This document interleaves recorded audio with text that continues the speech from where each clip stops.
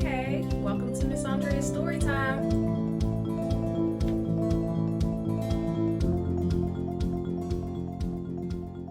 Those Shoes by Maribeth Boelts, illustrated by Noah Z. Jones.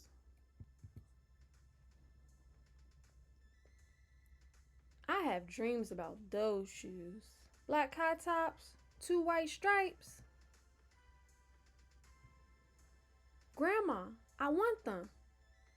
There's no room for want around here. Just need, Grandma says. And what you need are new boots for winter.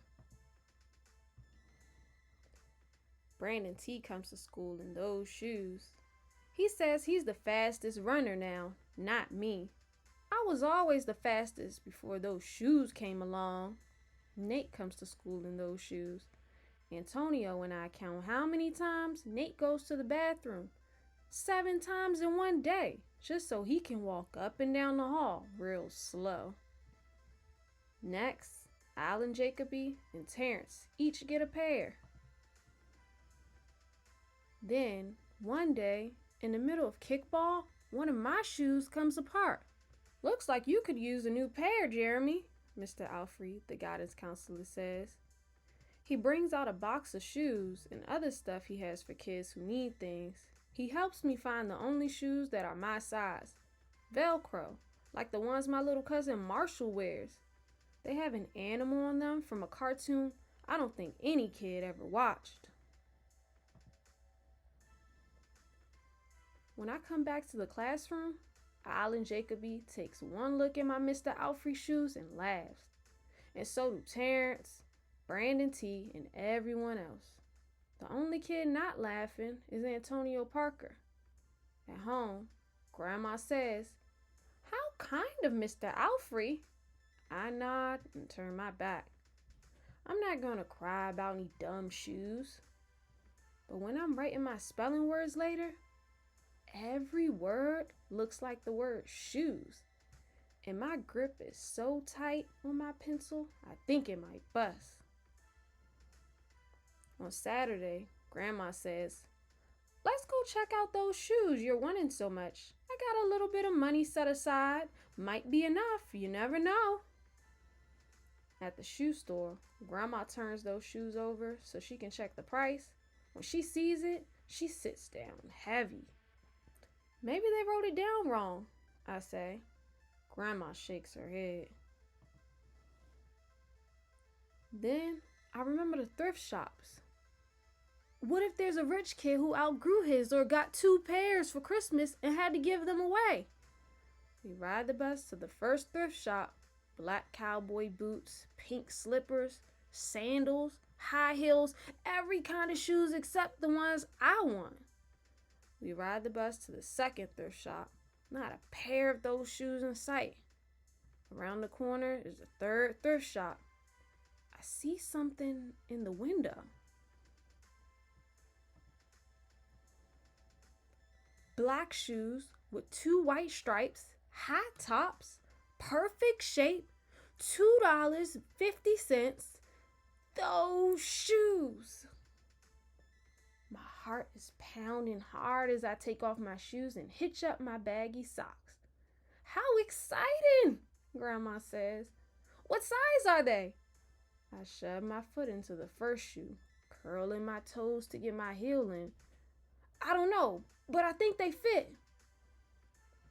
Grandma kneels on the floor and feels for my toes at the end of the shoe.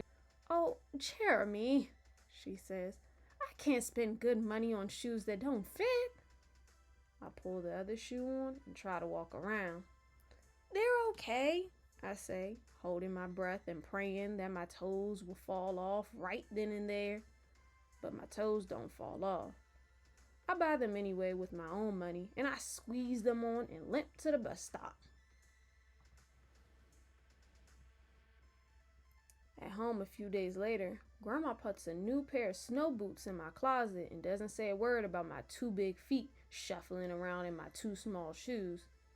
"Sometimes shoes stretch," I say. Grandma gives me a hug. I check every day, but those shoes don't stretch. I have to wear my Mr. Alfreys to school instead. One day, during math, I glanced at Antonio's shoes. One of them is taped up, and his feet look smaller than mine. After school, I head to the park to think. Antonio was there, the only kid who didn't laugh at my Mr. Alfrey shoes. We shoot baskets. A loose piece of tape on Antonio's shoe smacks the concrete every time he jumps. I think, I'm not gonna do it. We leap off the swings. I'm not gonna do it. We race from one end of the playground to the other. I'm not gonna do it, I say. Do what? Antonio says, breathing hard. Grandma calls me for supper and invites Antonio over too. After supper, he spies my shoes. How come you don't wear them? Antonio asks. I shrug. My hands are sweaty. I can feel him wishing those shoes were his. That night, I'm awake for a long time thinking about Antonio. When morning comes, I try on my shoes one last time. Before I can change my mind, the shoes are in my coat. Snow is beginning to fall as I run across the street to Antonio's apartment.